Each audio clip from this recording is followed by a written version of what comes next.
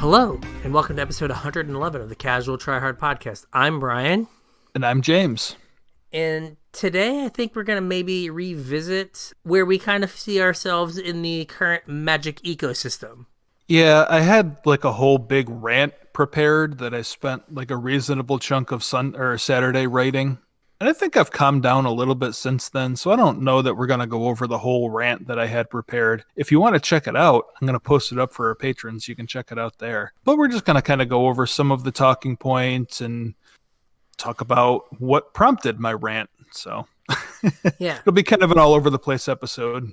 But so if you want to get at us and talk about your place in Magic, you can tweet us at CasualTryPod. Yep, you can also hit us up on Facebook at CasualTryHardMTG. You can drop us an email at show@CasualTryHardMTG.com. If you're looking to pick up any singles cards, please use our TCG Player affiliate link, tcg.casualtryhardmtg.com. Anything you purchase after following that link, we'll get a little cut of to help keep the show rolling. I have noticed some of the Kaldheim stuff starting to move. The borderless pathways, I think when I was picking them up were like $4, and I've seen a couple of them up around 10 now. So some stuff is starting to move. If you haven't picked up your Kaldheim stuff, probably do so sooner rather than later before everything starts moving. And if you do that, please don't forget to use our TCG Player affiliate link. If you guys want to support us a little bit more directly, or if you want to have access to some premium content like my rant here, you can become a patron. Every little bit helps. Just chip in whatever you can. We greatly appreciate it. I also have another round of patron givebacks coming up in a couple weeks here. So make sure you get signed up before those go out. You can do that at patreon.com/CasualTryHardMTG. Patrons get, like I said, early access to show notes. I usually post them up the day before the show goes live. And you also get access to our pre-show, which isn't necessarily a show. It's just kind of us recording, catching up, and making sure our mics sound all right and all that happy stuff. And that usually goes up on Tuesdays. So make sure you stay tuned for that. We have our YouTube channel. YouTube is CasualTryHardMTG. Brian's still got a bunch of draft videos going up, right? I think you said you got 4 more. So when this comes out, will be 2 that have released this week and 1 that'll release on Friday. Mm-hmm. And then I have at least 1 in the can for Monday. So okay, we'll see if the urge strikes me to play more Kaldheim Limited. Yep. Also, like I told you guys last week, I was able to get my hands on a box of Time Spiral Remastered. So as soon as I get that in my possession, I'll film a box opening video and post that up there as well. And then we have our Discord. There should be a link in the description. There's a link on all of our social media. Hop on in, join the conversation, ask us questions. I still have some Kaldheim pre-release codes. Seems like these ones... not too many people wanted them for some reason. I don't know if they got them other ways or what's going on there, but I still got, I don't know, maybe a dozen of them or so. So if you need one, let me know. Discord is the place to do that. There's a room in there for freebies, so make sure you hop on over there and check it out. All right, so this has been an interesting week for Magic in that the news that has been generated has not been generated by like WotC proper. It has been generated from a Hasbro investor call. Yeah, really strange. Yeah, so, every quarter, every publicly traded company basically does like an investor call to discuss their earnings and like give their projections for earnings in the following quarters and like where they see the business going. Yep. And so this was Hasbro's big thing, and apparently Magic makes them all the money. So much so that they're becoming their own division of Hasbro. Were they under board games before or something? They weren't really under anything. They were just part of the company, and now they are like a division proper. Okay. Yeah. So, really strange. Gosh, I'm reading this for the first time. Some of this stuff. stuff. Oh, okay. And I only pulled out like the stuff that related to Magic, but yeah, there's a bunch of stuff in there. Yeah, well, no, not the investor call, but just the first thing on Oh, our the list note? here is increase the number of Magic the Gathering Premier card sets releases from 5 to 6. We're gonna get more sets. Yeah, more, and this isn't just like products. This is actual sets. Like I think everybody's complaining for years now that we all have wallet fatigue, and like somebody needs to throttle it back a little bit. And Watsy's like, YOLO, here's another set. We're doing 6 releases this year. Yeah, that's crazy. Well, it's going to be like the 4 normal like sets, like the 3 expansions in the core set. And then I guess there's going to be a summer product and a winter product. Like this year we have Time Spiral Remastered and Modern Horizons 2. Okay. So, like, I mean, I'll be 100% honest. Like, I don't know if I could care less about Time Spiral Remastered than I do. Right. Like, the only thing that is, like, even piqued my interest a little bit is, like, ooh, I would like some foil Old Border Thoughtseizes. And then I thought, no, I'm good. Yeah, I just bought my blinged Thoughtseizes because I thought they were the blingiest Thoughtseize that was ever going to bling, and now I need to replace them already. Yeah, you got the puzzle piece one? Yep. Yeah.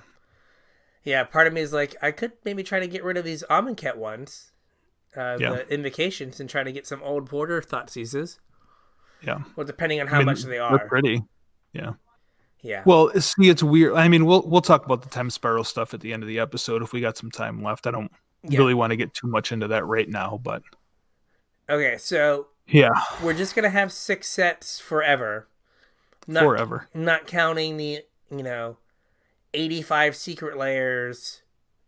Yeah, and the multiple products per release and whatever bonus collection set they want to do, and who knows. And now the thing that has caused the most nerd rage is they're doing this thing that they're calling Magic Beyond Universes. Or Magic Universes Beyond, I'm sorry. Yeah, and that's kind of where I'm conflicted. Because, like, I had written out this whole huge rant that kind of culminated in this Universes Beyond thing. But, like, I was more or less, like, okay with the Walking Dead one that they did. And that hadn't really entered my mind until after I was done, like, writing my rant, that I remember being okay with the Walking Dead one. Like, not that I thought it was a great idea, but I was just okay with it. And I was trying to figure out why I was less okay with this, especially since, like, I'm a huge Lord of the Rings fan. But I don't want to play the One Ring or Frodo in my... whatever deck I'm playing. So the 2 properties right now that are crossing over into Magic are going to be Lord of the Rings and is going to be Warhammer 40K. Yes. So the Lord of the Rings, I think I heard, is going to be like a set. A full expansion, yeah. A full expansion. And then the Warhammer thing is going to be Commander product. It didn't say that it was going to be just Commander decks, but it said there were going to be Warhammer 40K Commander decks. Okay. So I don't know if that means there's Commander decks as part of whatever set is coming out, or what the deal is. So I think the gamut runs from, like, super excited, I love me some fill in the blank thing, and I want it to be part of Magic. Yeah. Right, because I will enjoy that. There are people that are just like, meh, whatever. And then there are people that are, like, vehemently angry. Yeah. Now, I've not seen any of this anger, but I think that I have heard about it. How about that? But I've not seen it. Like, I'm kind of in the camp. Yeah. Like, I don't know. Like, I'm not super excited, but I'm also not, like, angry. I might change how I feel. Like, again, I've never seen a Walking Dead card. maybe I will feel different if I'm playing Legacy and someone like plays a Rick. Yeah. And I'll be like, oh yeah, that's weird. Yeah. Right? Or it might just be like, oh, okay, whatever. I don't know. Maybe that's part of my problem is that, like, I kind of see the formats as I don't know what you want to call it, like a hierarchy, but not like a hierarchy, I guess.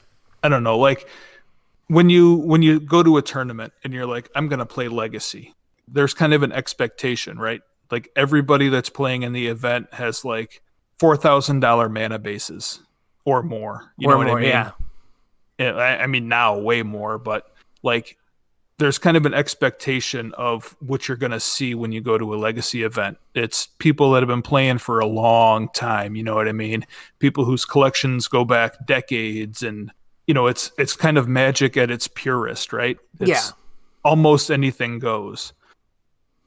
And that's going to be like that, and Commander are the only places where like these cards are going to live. So, you know, you used to go to, you know, this, even if it's not a big event, like just going to a Legacy event has some prestige, right? Yeah. Because the decks are, you know, so expensive, and most people that play Legacy have been playing for a long time, you know what I mean? Or they've been playing that one deck for 10 years. Yeah, right. So there's kind of an expectation when you go to a Legacy event of, I don't even know what you want to call it, but it's kind of prestige, like almost prestige. Or I was gonna say it's like going to like a classic car show. Yeah, exactly. Right? Versus going to like some like tuner show. Yeah. Right, where it's like, oh, these are like old, well maintained. Mm-hmm. Like there's some history with this car, or there's some history with this deck, or those particular cards. Right. And, like, it would feel out of place if, like, I don't know, someone had, like, you know, a 2007 Civic with ground effects. Right. He'd be like half in primer. Yeah, he'd be like, what? Like, okay, like, ooh, 50s Bel Air. Ooh, a 60s Corvette. Yeah. What is this random Civic doing here? Yeah. Right? And, like, I think that there's gonna be some of that, particularly like if, you know, whatever 40K character is, I don't know, some ridiculous like Esper, like just 3 mana pip Esper thing that like is busted a la like Leovold. Yeah. And then it's just like every blue white deck has to splash black, or every blue black deck has to splash white so they can play this card. Yeah. I mean, that's already happened to some degree. Mm-hmm. Like, think about, like, you know, Legacy now is Ponder, Brainstorm, and, like, cards printed since 2018. Yeah. 2019. And Uro, and yeah. Yeah. That's just like, oh, this is all the stuff I tried to get away from in Standard. Yeah. And Pioneer. And Modern. And now it's here. Right. How did you just get printed and end up here? Like, cards that used to be this, like, long, drawn-out process to find its way into Legacy. Yeah, I mean, it go back a couple of years, and maybe you'd get 2 cards entering the format as a whole, like, a year. Yeah, I mean, even, like, Modern, like, a set was really, like, powerful if, like, 1 or 2 cards got played in Modern from it. Right. And now it's just like, oh, this set spawns 1 or 2 archetypes. Yeah, entire archetypes. Oh, awesome. Keldheim did spawn 2 archetypes, and then they had to ban them. Right. Let's fix the wording on these cards. Yeah. And let's just ban this one, because nothing good can come of it. Right. Interesting. Had you not read the card previously. Yeah. So you're going to have these cards that are, like, new and, like, not with the Magic aesthetic, more than likely, mixing with, you know, your old cards that have the Magic aesthetic, and it's gonna feel weird, I think. Yeah, I mean, I can just picture a game where you're, you know, sitting down against like, or you're a lands player, right? So you've got, you know, a $4,000 Tabernacle in your deck, and you've got a play set of Mox Diamonds, and you know, Drop of Honeys, and like your deck is a car, right? Your deck is worth a car. A very nice car, yes. And like you've been playing this deck for the last 12 years and like you know it inside and out, you know all the matchups. You sit down and you're getting ready to go through the motions and your opponent's like, I'm going to cast a Frodo and he's going to bring an army of Space Marines and we're going to go to Mordor. And you're just like, what the hell happened to my game? Yeah. And I think that is kind of the bigger thing, is the what happened to my game aspect of it. Yeah. Right? And Magic for a very long time has tried to like wall itself off from like Other from IPs. the real world in like IPs, right? When it started, like the game didn't kind of have those rules, right? If you think about like old flavor text was from, literature.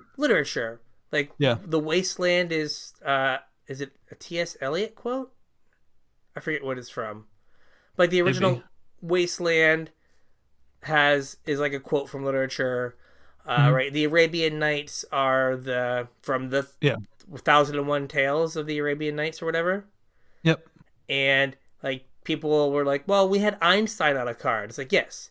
Like I think you throw out like the first 5 years of Magic or 4 years of Magic in terms of like them knowing what they were trying to do. Yeah, I mean they also printed the Moxen and Ancestral Recall, and we're like, oh yeah, these cards are good. They're fine. Yeah, they're fine. But you have like the best Sol land ever printed. Yes. So you have like that chunk of time where they were kind of muddied in like the world building thing. Yeah. Then they were like, we're going to build a world. Mm-hmm. And we're not going to bring anything outside of our world into our world. Right? Like it's going to just exist in and of itself. Right. And like that's kind of when Magic started picking up its story. Like Weatherlight and Tempest, like that was when Magic started telling a story. Yeah. And like they've skirted things, right? Like like Throne of Eldraine is like, hey, here are all these fairy tales we're not gonna like say that this is the gingerbread man, but he's the gingerbread man. Yeah, it totally is. We're not gonna say that this is Hansel and Gretel, but the curious pair in a house noshing away, probably Hansel and Gretel, and you're like, okay. Yeah. Like, it's a wink and a nod, and that's fine. Just like, Kaladesh is, on some level, supposed to be kind of a, like, I don't know, a dumb American's take on what, like, fantasy India would be. Yeah. There's tigers, and so, yeah, we, like, kind of touch on it, but we don't, like, go, like, super ham. Right. And this is just, like, so, we sold more of the Walking Dead things than anything, so I guess that means people like this, so we're just going to go on this, whole hog. Mm-hmm. Now,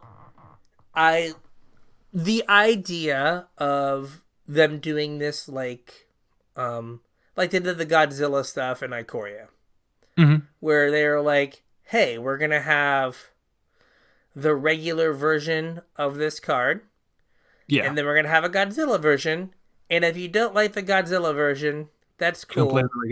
Play the regular version.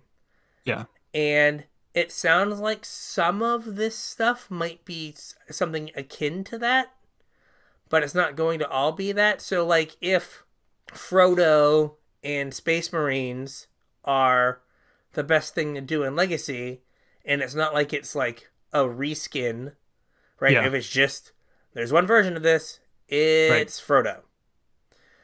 Then you just have to play Frodo, which kind of feels off. Yeah. Like, not off enough that I'm going to, like, bother to, like, tweet at someone my, apathy. Yeah. But it will feel weird. Yeah. So, like, after I wrote my little rant here, like, I got to thinking that I really didn't have a huge problem with the Walking Dead Secret Lair. Like, I wasn't as upset about it as a lot of people were. But I think I'm a little bit more upset about the Universes Beyond thing than some other people, and I couldn't really figure out why.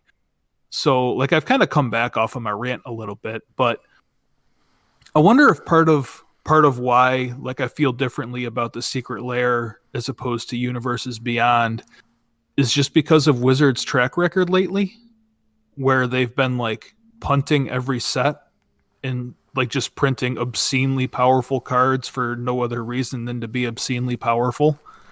And like if those cards also happen to be Warhammer cards or Lord of the Rings cards or whatever, like then you're kind of not playing Magic anymore.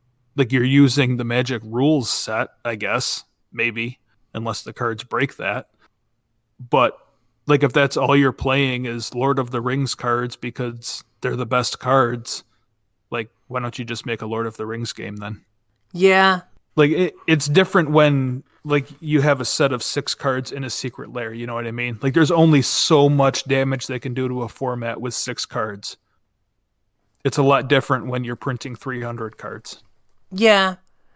At the same time though, like you said, they've not shown the ability to print any number of cards. Right. Without breaking something. I mean, think about the Brawl decks, right? Yeah. I think I was like, dude, like this is just like 30 more cards that they have a chance to like screw up on. And they printed Corvold. Right. And like, how do you get Corvold? Well, you go to Walmart or Target and you like hope they're there because they're sold out everywhere else. Right. And it's like, oh, well, and then that's you can not sell great. off the Shockland and pay for the whole deck, and then you have a free Corvold. Which is what I did. Right.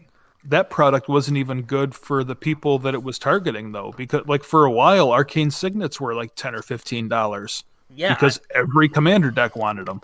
Yeah, I sold all my Arcane Signets, and I sold all of my, what are they called? All of the Shocklands.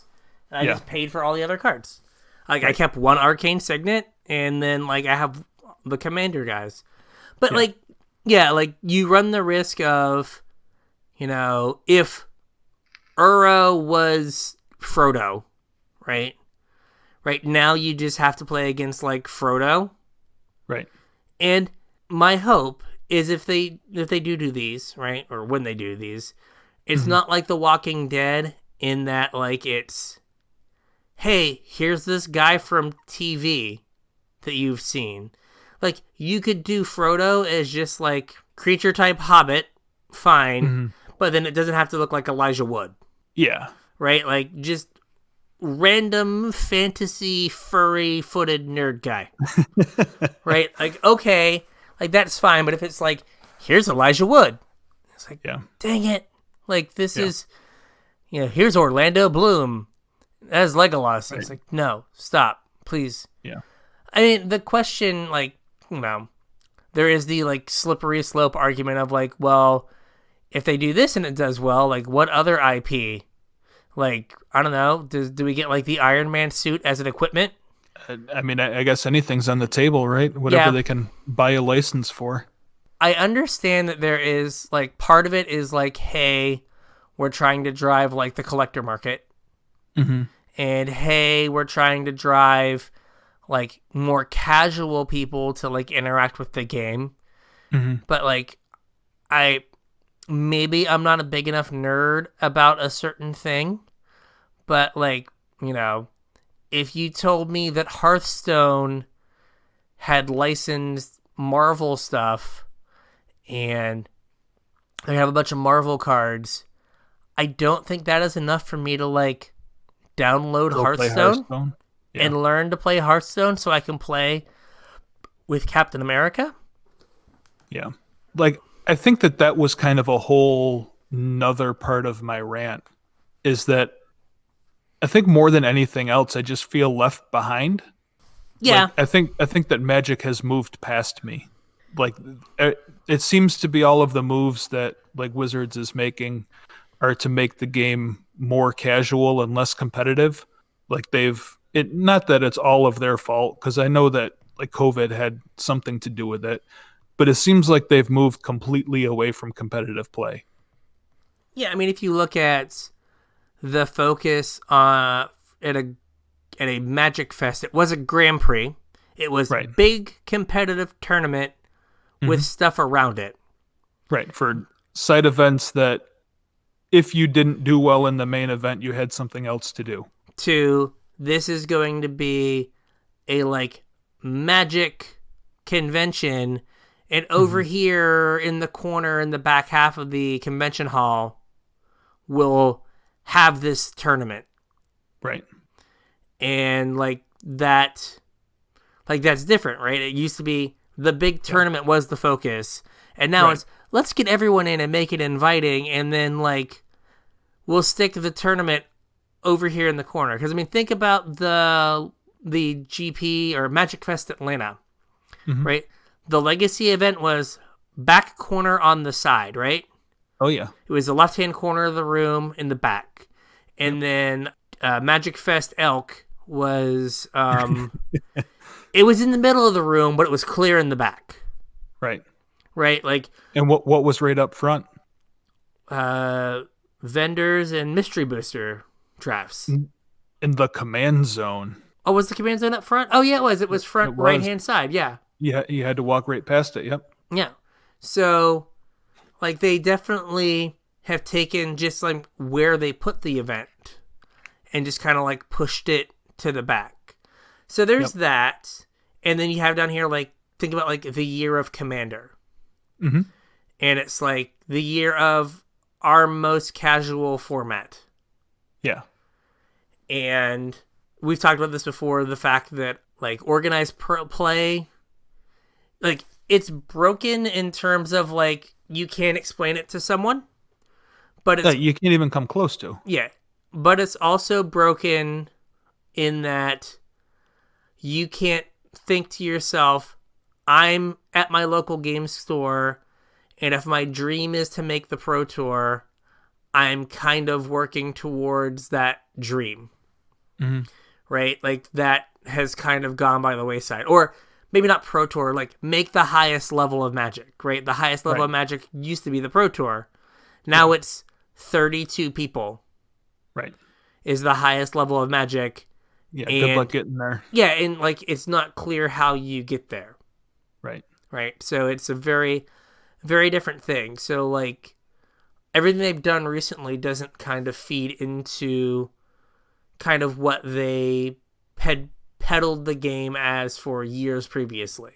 Yeah, and it's not even that I'm disappointed because it's becoming less casual. If that's what people want, that's fine, but I don't necessarily think there's anything left for me. One of the reasons that I play the game is for the competitive outlet, right? Yeah. I know I'm not alone. I know you're in the same boat I am. We play competitively. I want to do the most powerful thing. I want to play the best deck. I want to chase the meta. And all of those things have been kind of stripped away. There's no reason to play Modern if all the best Modern decks are just standard cards. Yeah, or standard cards that you feel are going to get banned. Yeah. Right? That has also been the plight of the competitive player as of late, right? You're playing on Magic Online and your Euros are $100 a piece or whatever. Yeah. And you get your 4 Euros and you're just thinking the whole time, these are going to get banned.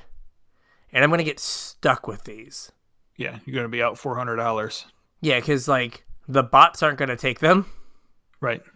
So then it's just oh, I'm going to be out a big chunk of money. But if I want to be competitive for this 6-month span, yeah, I just have to do this and hope that my winning and happiness equals the $400 I spent. Right. I'm going to be out. So, that's really hard, too. It used to be, you'd get into a Modern deck, and you were in a Modern deck for a long time. Yeah.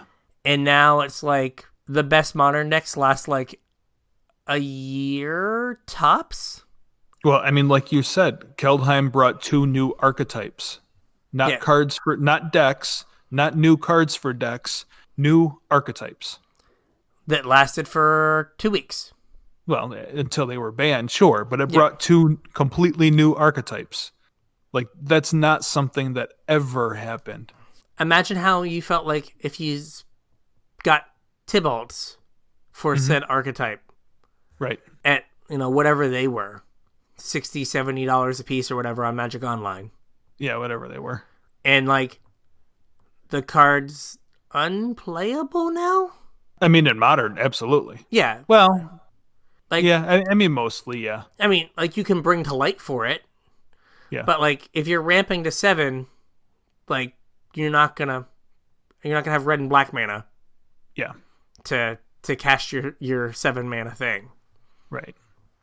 So yeah, it's just if you do, you have better things to do. Yes.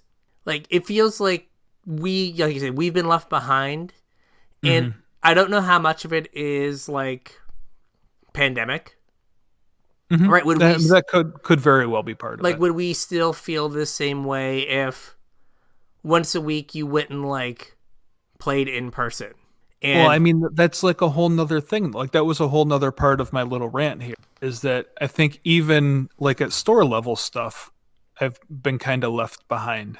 I don't think it's just that, I can't play at the store, because like think about back to like Ixalan, when Ixalan came out and they moved away from FNM promos and said, you know what? We want FNM to be more casual friendly, so we're not going to give out promos that you have to win anymore.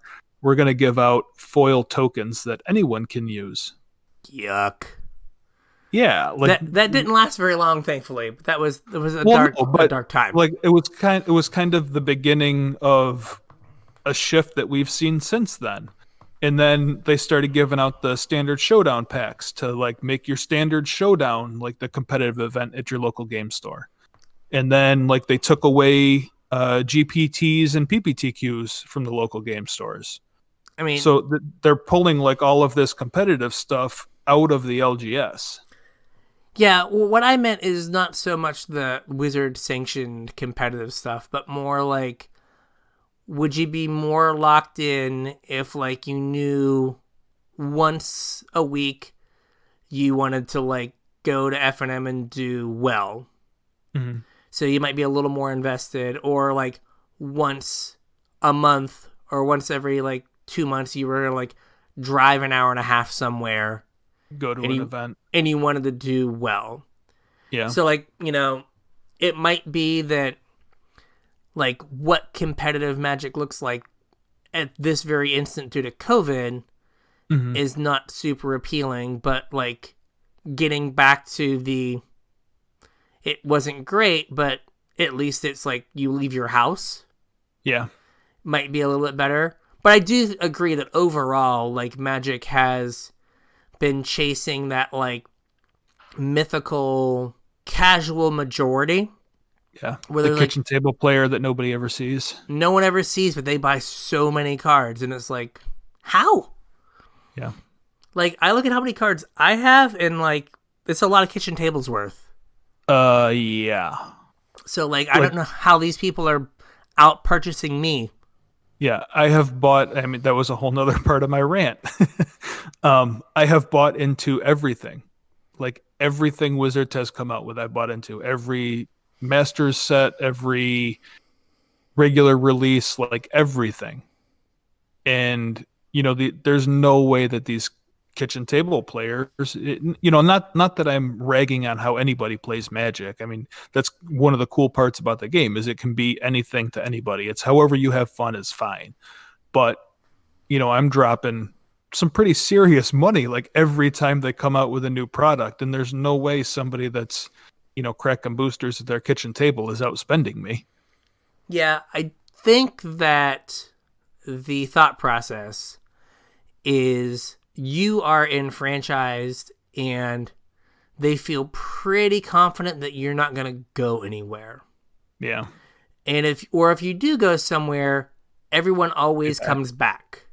Yeah. So I think they're hoping to get 4 more kitchen table people and keep you.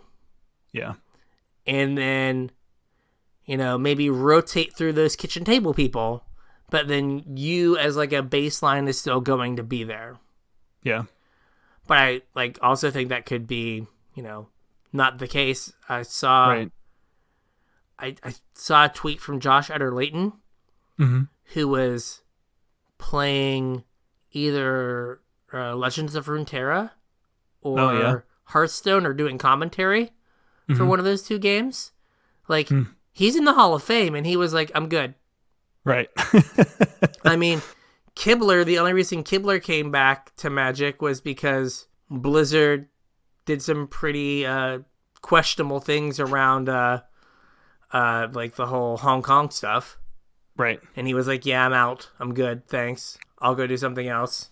Yeah. But It was also convenient timing that Wizards had just released an Arena. online client. Yes. Yeah. Yes. But you have all this move away from the stuff that like we kind of grew up on in the game. Even like when the game wasn't like big and competitive, right? Like I still played competitively with my friends. Right. Like, and that was like, I always wanted to like play the best deck and do the best thing. And I feel like at some point now, like, it's almost like looked down on. Right? Like, Oh, it absolutely is. like if you go and like, well, this player's new. Why did you beat them? Because that's what I sat down. That's what I came here to do. I was a better player and I had a better deck. Yeah, like that's what why. that's what I came here to do. And it's like there's almost like a no-win scenario. Like if you lose, right? Everyone's like, "Well, why did you lose to him?" Right. And if you win, it's like, "Well, that wasn't very nice of you." I mean, I did take Shopkeep Chris out of Legacy forever. When we sat down and I think he played a grand total of like 3 turns in the two games. I was like, Merit Lage, go. Yeah. Well, I mean, your goal playing Legacy is to play the fewest number of turns possible. That is the secret like way to win Legacy. Legacy's golf. Like you want to play as few turns as possible. Yeah. Like if I smoked, all my decks would be perfect for smoke breaks. Where's Brian? Oh, he just sucked out a pack. He had a ton of times. Oh, cool. But yeah, like it feels like you just aren't in a situation where like, you know, being the like spiky player is something that people want. Right. And so it becomes hard to like, where's my spot? Because like my spot is not supposed to be like going and like trying to like run everyone over at the LGS. Right.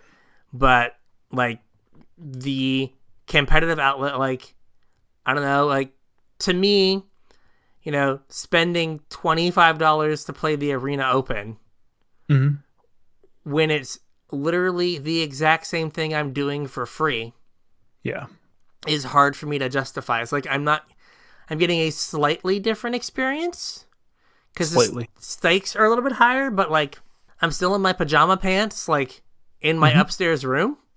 Right. Like that's not. It just Watching doesn't Netflix feel. while you're playing. We're not.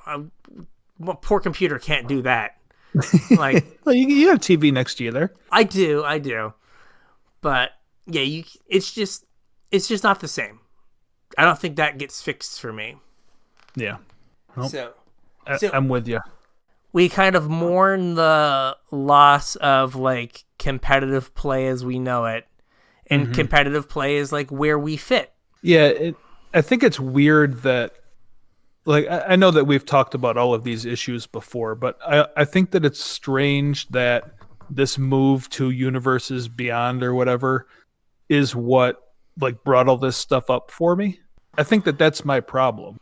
Isn't that these things are going to exist and they're going to be part of the game or whatever, but you know, me sitting down for a competitive Legacy event and playing against Rick Grimes holding the One Ring in charge of an army of Space Marines going to Mordor riding Shadowfax, I think is a little much. I mean, you said some words I didn't even know what they were, so good on you. But Magic, like we said, really made itself its own world. And it's going to feel weird that world is kind of gone. Yeah. Or is being encroached on. And like we had as players, like kind of fit ourselves into that world. And I think that maybe the two things kind of mirror themselves. Like we fit ourselves in like the Magic story and lore world. Yeah. And that's kind of getting shook up and broken apart around us because if we do this thing here, we can make more money this quarter. Mm-hmm. And also, like, we fit ourselves into the, like, Magic competitive, like, try hard part of the game. Yeah. And it seems like that part of the game is being minimized because, hey, we can make more money this quarter. Yeah. And so it seems like we're getting squeezed and, you know, I don't know, something, capitalism, something. But, right, it does, like, it's like, well, you're kind of taking apart this world you built that, like, the game immerses you in after being, like, years of, like, no, we don't want to do that. And, like, for years it was, like, the best thing to do is, like, the highest level is, like, play GPs and play at, you know, the Pro Tour. And now it's kind of a, like, that's all kind of gone apart. Right. It's weird. It might just be that this is like, oh, my competitive, like, my play world has fallen apart. And at the same time, Wizards is like, you know, what else we're going to take apart? We're going to take from you the uniqueness of, like, your lore and your stories. Well, but those aren't, like, the only two things that I feel like are being stripped out, though. Like, it's like everything I like about the game, I think, is being pulled out of it.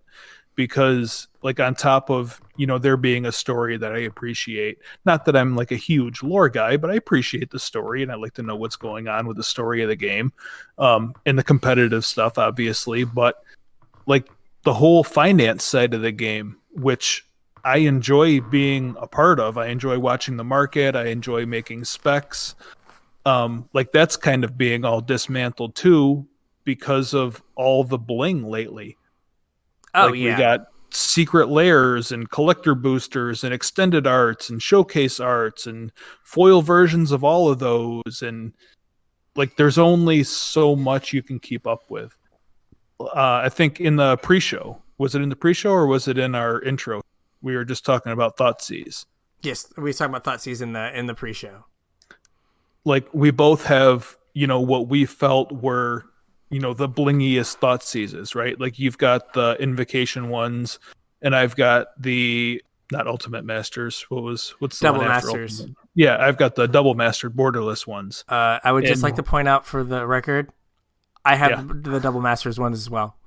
Oh, okay, there you go. I have a collection of shiny Thoughtseizes, ladies and gentlemen. And now we have, like, old border foil Thoughtseizes that are absolutely gorgeous with the original. And, like, how many blingy Thoughtseizes do I need at, you know, however much money they're going to be? The thing is, like, it used to be that cards got reprinted sparingly. And people were like, oh, reprint more stuff. And fine, yes, reprinting more stuff does make the game more accessible to a point. Mm-hmm. But then, like, it's just, if you reprint everything all the time, because, I mean, think about Thoughtseize. There was the Lorwyn printing. Right. Then there was Vast Nothingness. And then the Theros printing. And they were, like, when they were in Standard, I think they were $20 a piece, $15 a piece or something. I mean, I remember picking up, like, additional copies when, was it Pioneer was announced? Yeah, something like that. Because, like, I had copies for my Legacy deck and I had copies for my Modern deck, but I didn't have any spare copies to go around, like, if I wanted to have multiple decks together. So I remember picking them up when, like, Pioneer was announced because I wanted some just in case I put together a Pioneer deck. And I want to say they were like $25 or $30 at that point. Yeah. For Theros ones. So, but now we've had an Ultimate Masters printing, the Invocation printing. Yep. Now this printing. Right. Right. And, like, this is all in the last, like, 4 years? 2 years? Maybe 2. Like, they're just printing a ton of stuff. And so, again... Yeah, I guess going back to Amonkhet, you're like 3 or 4 years. Yeah. But, again, like, you're not, like... I don't think either of us was, like, trying to, like, get, like, super rich. But, like, the idea, again, was just be like, I spent $20 on this card. Mm-hmm. It's going to be around $20 for a while. Right. I don't feel like I got like, schnookered. Mm-hmm. And now it feels like you buy your $20 card, and then like a month later they're like, hey, here's a secret layer with that card. Or hey, here's a strictly better version of that card in this standard set. Yeah, well, I mean, that's scavenging ooze, right? Like the last big event that we went to, I remember going to a vendor and saying, all right, today's the day.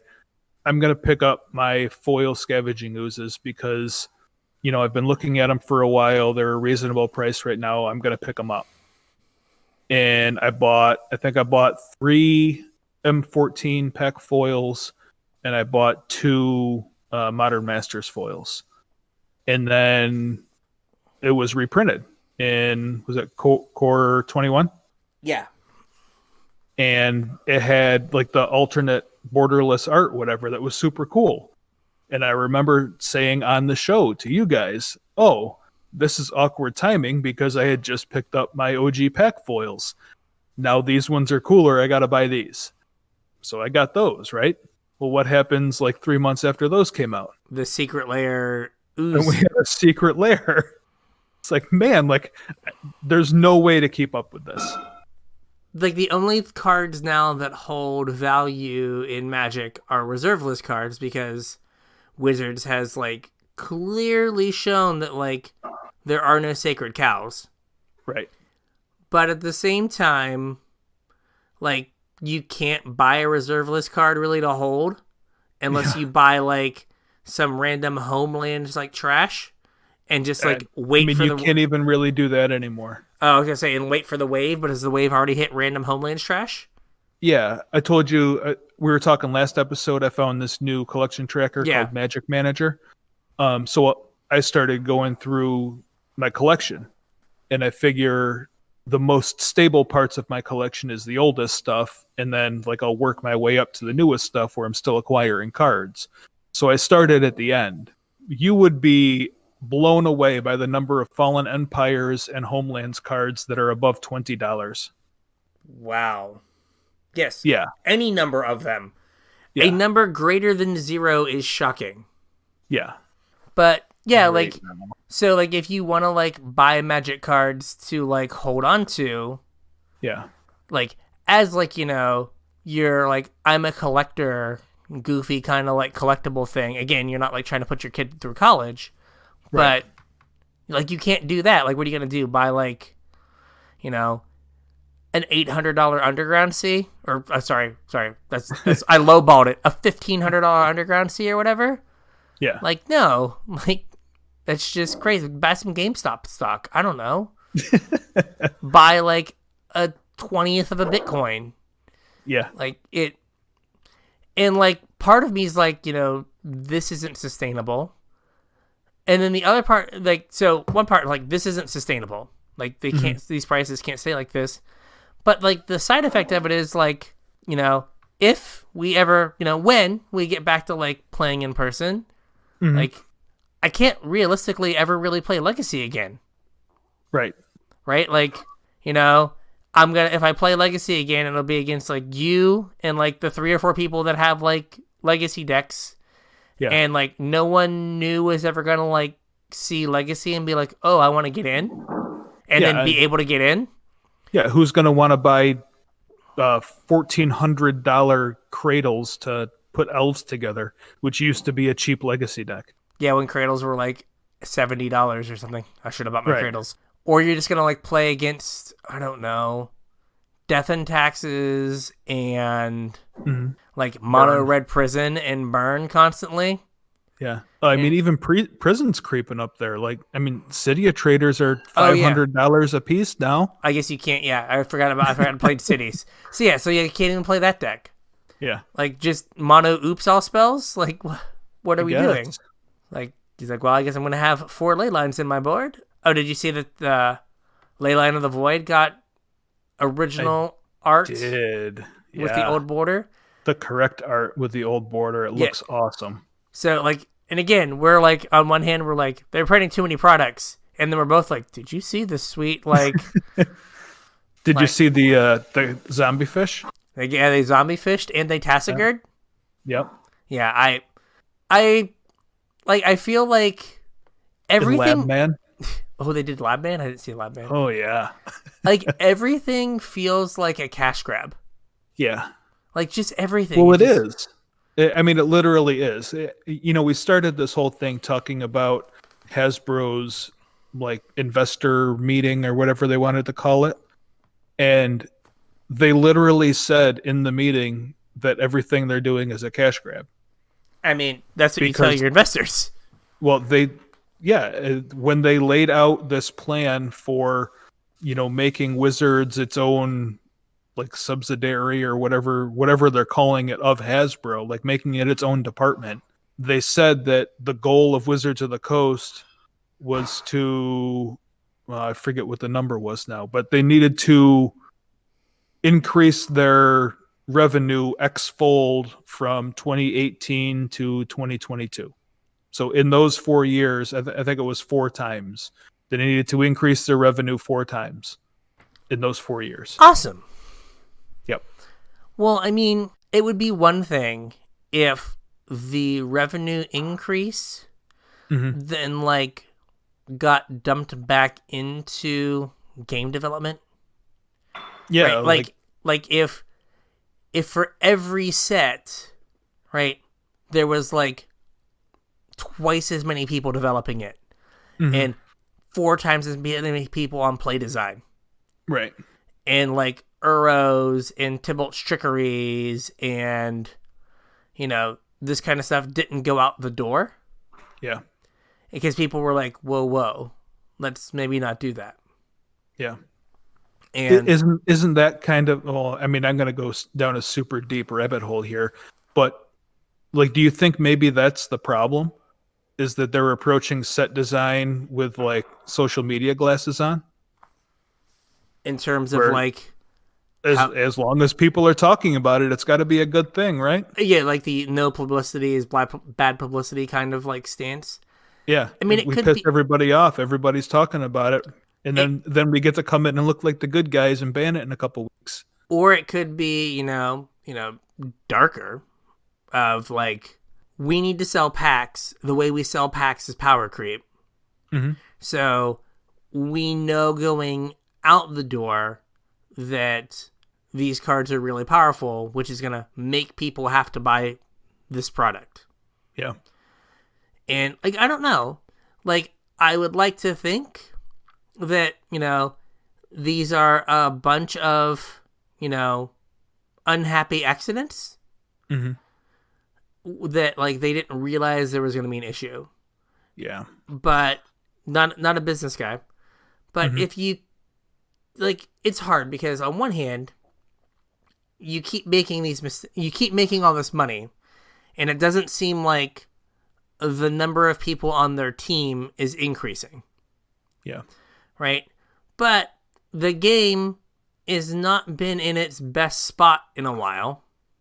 Yeah. Right? Like, standard-wise, like, as your flagship format, it has kind of been, like, kind of dumpster fiery for a while. Yeah. Right? But if you're still making gobs and gobs of money, then what is your incentive to make any change? That's true. I mean, part of this investor announcement was that Wizards had another banner year last year with no in-store play. Yeah. And it's probably like, think about how much money they're going to make when we go back to, like, stores. Yeah. And this could be very true. Because, I mean, think about... Well, so that brings us to a whole nother point, is that they said in this investor meeting that they want to move beyond the LGS and pursue, I think they called it underdeveloped retail channels, like direct to consumer. Yeah, I mean, I think that has been what every business has taken from the pandemic, right? Yeah, but that's the best part of this game. It is, but like, if you have your business goggles on, right? Yeah. How many random studio-owned streaming services have come out since the pandemic? All of them. Disney Plus, HBO Plus, Yeah. We're gonna have Paramount Plus, Mm-hmm. right? There's like a bajillion of them, right? And it's all these. every channel's got one now. Yeah, it is, but it's basically all of these companies. And I also love the fact that they're all plus. Like Disney did it, and then everyone else was like, plus, got it. Thank you, Mouse. But, right, like they're all like, well, we can't tie our revenue streams anymore to theaters. Mm-hmm. Right? Let's cut out the middleman of the theater, and then we're just going to sell our movies direct to the consumer. Yeah. And like, everyone's got giant 80-inch TVs at home anyway. Who needs a screen? Yeah, like, we're fine. Yeah. And so I think that's like Wizards was just like, well, we didn't have a good way to get our product to our customers other than Arena. Right. Right? Let's just sell it directly to them. Because, I mean, for as big as, like, Hasbro is, the fact that every time they've tried to, like, sell a Magic product directly to consumers, like, it's been terrible. Their website has just crashed. Like it was, like, on a GeoSite server from, like, 1997. It's like, how is this happening? You're a multi-billion-dollar company. And I think it was Angel Fire. Angel Fire? Like, and you can't have more than, like, 7 people buying something on your site at the same time? Like, how did this happen? Like, I'm not surprised, but that does definitely run into an issue of, like, if the part of the game you liked was, like, going to a store or a physical location to play your physical cards. Yeah. They're like, yeah, we're going to maybe put those places out of business. Yeah. And, like, that's not a good look, right? Because I think that for a long time, right, Wizards kind of tried to have a symbiotic relationship with game stores. Oh, I think they absolutely tried to at one point. And I mean, the From the Vaults were specifically for the game store. Yeah. They were like a thank you to the game store for dealing with Wizards of the Coast for a year. Yeah, it was like, here, take these. You can charge whatever price you want. Yeah, and they did because they were good products. Yeah, go nuts. And so people made a bunch of money. Yeah. Everyone was happy. But it seems like in the last few years, like, that has, like, changed and changed and changed. And, like, yes, they did send, like, discounted or free, like, mystery booster product to stores, but that was back in, like, April. And, like, that, I mean, that was also awkward too, because that's a set, like, specifically to draft. Yeah. So we're going to give you this product, like, as a thank you to help get you guys by, that's specifically for drafting, and by the way, nobody's allowed to draft. Yeah. But, like, they did that and then kind of, like, nothing. I mean, our local shopkeep for years has been saying they're trying to put me out of business. They're trying to put me out of business. And, like, this investors call, they're like, yo, we're trying to put you out of business. Yeah.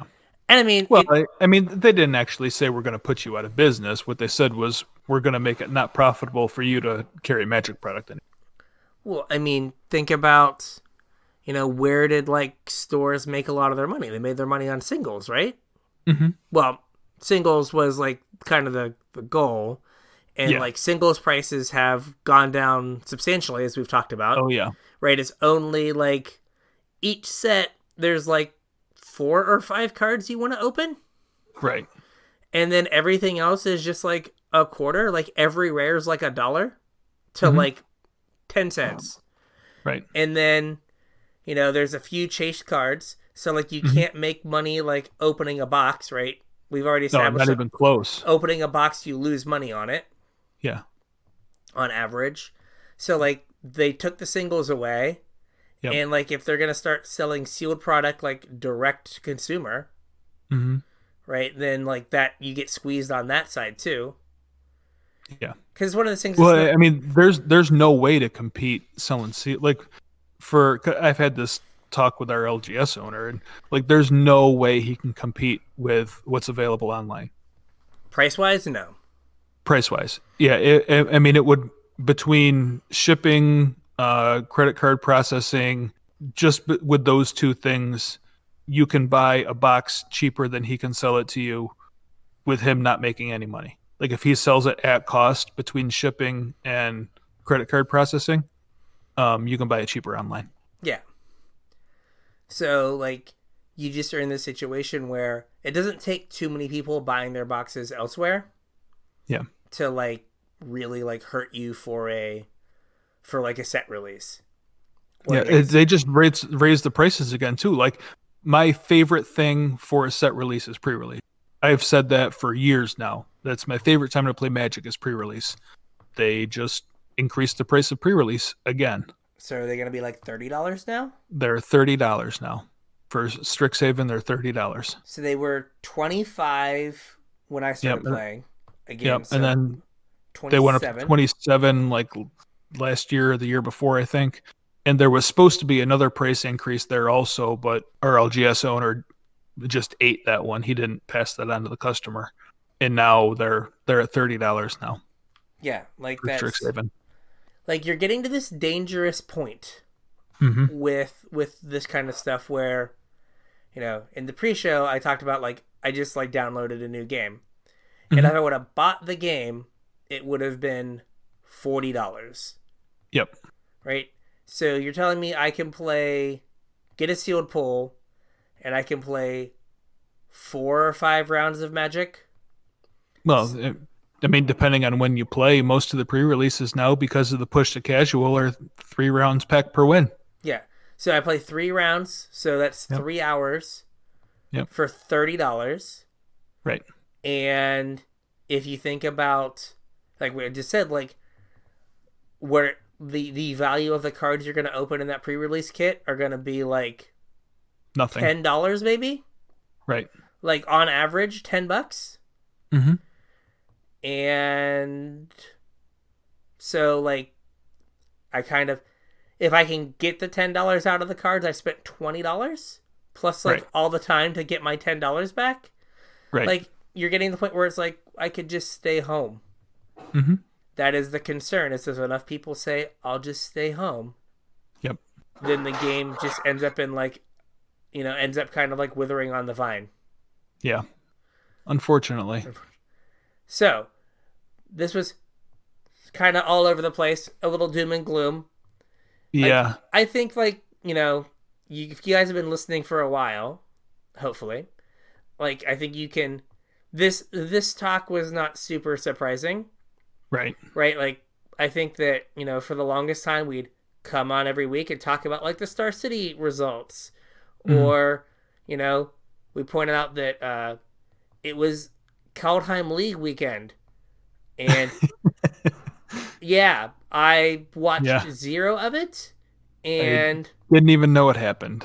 Yeah, and like we're just not in that headspace right now, and it's kind of for all of this stuff, right? But to circle all the way back around, you know what you could do when you were staying home, not going to your $30 pre-release? What's that? You could watch a Magic movie. Or you could watch a Magic TV show. Get that paper. Because that's what we're getting. Yep. I guess Fox is developing a feature film for Magic the Gathering. Like I think Maro had said something about this at one point like 4 years ago. I don't know if this is the same property that was going on back then or if this is something new. And then they're also doing a show for Netflix, like an animated show that we did know about. That's the Chandra show, right? Yeah, I was just going to say, I think that's supposed to be about Chandra. It's like Chandra, and it's the Russo brothers, I think, are involved. Yeah. They're on the production team. Yep. So if it's being developed by Fox, that means the mouse is involved. Thank you, mouse. Oh, boy. Thank you, mouse. So we're setting up for another crossover, huh? We're going to get a Disney princess. That's what I was just going to say. We're going to get Disney princesses. Like, I mean, we had Elsa's going to show up on Kaldheim and sing Frozen to a snowman. Yeah, I mean, we had the slipper on, the haste slipper. Sure did. Yeah. On, in Threat of Eldraine. Yeah. Yeah, so, we can, I guess, Moana will be, blue. Moana's boat, and Maui. We'll just get all the Moana characters in there. I just mentioned the only two I know. I don't know any of them, so that's two more than me. There you go. Yeah, so we've got more Magic content in the form of movies and TV. Mm-hmm. TV show might work. The track record of turning things into movies, good movies, is not great. Not great. I'm looking at you, Battleship. Like, I know that's Mattel. I mean, like, Transformers, like, I don't know, big fighting robots, like, you can't really mess that up. Michael Bay tried really hard, but you can't mess that up. Yeah. You can't Things mess exploded. It was cool. Yeah, it was like, whatever, cool. Like, Shia LaBeouf had the easiest job in America. It's like, grab the hand of the most attractive woman around you, run and duck. I can do that. Yep. So we didn't like Megan Fox anymore? No. So we're going to replace her with a Victoria's Secret model? Mm-hmm. I can grab her hand too. Let's go. I can do it. So yeah. So Magic is changing. And yeah, it sure is. We are old and don't like change. Like back in my day, you'd paid 4 mana and tapped your artifact and you drew a card. Yeah. Called it Jam de Tome. What do you think about that? We named things after people named Larry. He had a disc. Now we had to finish off the lore, so now he's an Esper commander. Yeah. Who likes to blow things up. Yeah. Magic is a game, the last 2 years worth of design notwithstanding. Yeah. Is a solid game. You all know this, you're listening to a Magic podcast. Right. But, so I don't think that they can mess that up too badly. Right. But, the phrase jumping the shark. Oh, yeah. Right? At some point, you can jump the shark and people will, look back on Magic and be like, remember that time where they just kind of, they totally went off the rails?